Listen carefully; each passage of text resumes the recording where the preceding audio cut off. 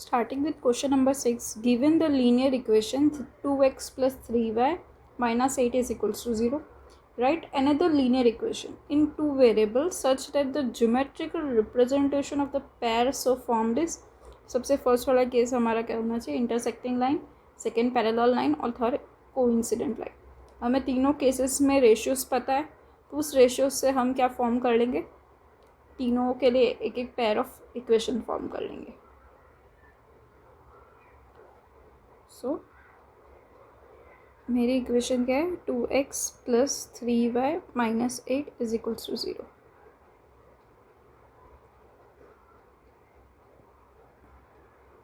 First case intersecting line, intersecting lines. तो देखो इस वाले में क्या हो जाएगा, है ना, देखो 2x plus 3y minus 8 is equals to 0 है. इंटरसेक्टिंग लाइन वाले केस में a1 upon a2 is not equals to b1 upon b2. Simple ऐसा इक्वेशन मुझे बताना है.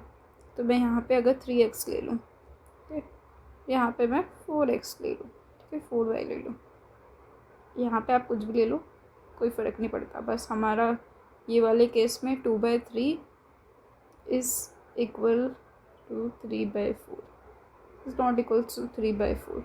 ये चीज़ वेरीफाई होगी, मतलब ये वाली equation we can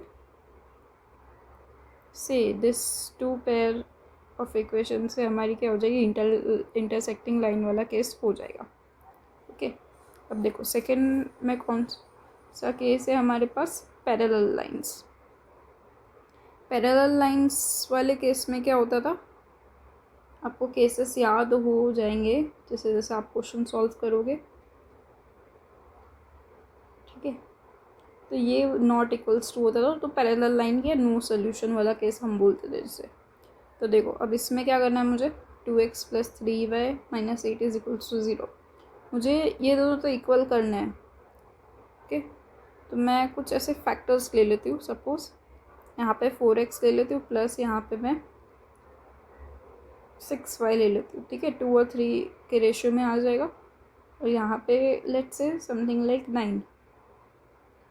so C1 और C2 का रेशियो तो इक्वल नहीं है. कैसे वेरीफाई करके देख लेते हैं. ओके,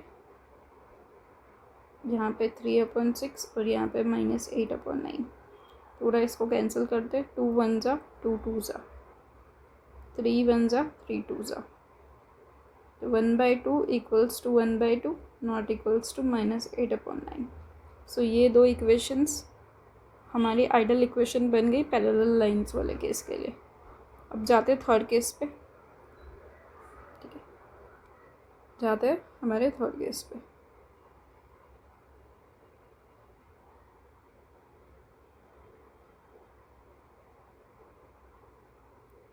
तो देखो थर्ड केस क्या है हमारा, कोइंसिडेंट लाइन वाला केस बनाना है.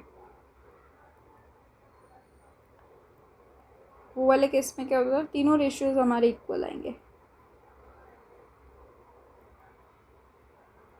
ठीक है. तीनों रेशियोज इक्वल आने चाहिए.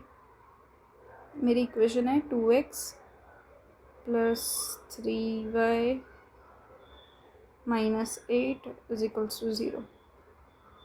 ओके, मैं क्या कर सकती हूँ,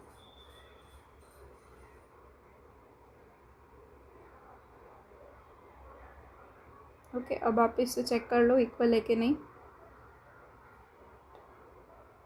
तो देखो सबसे पहले 2/6 3/9 और 8/24, ठीक है. यहाँ पे माइनस माइनस है तो वैसे भी प्लस हो जाएगा.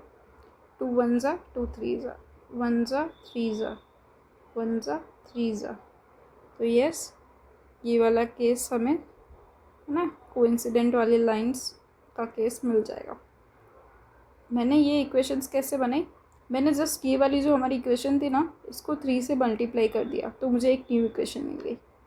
तो ये 1:3 के रेशियो में हो गई और कोइंसिडेंट लाइन बन गई. सिर्फ ये चीज़ आप दिमाग में रखना कि कौन सा रेशियो इक्वल आ रहा है. Okay, we are done with this question.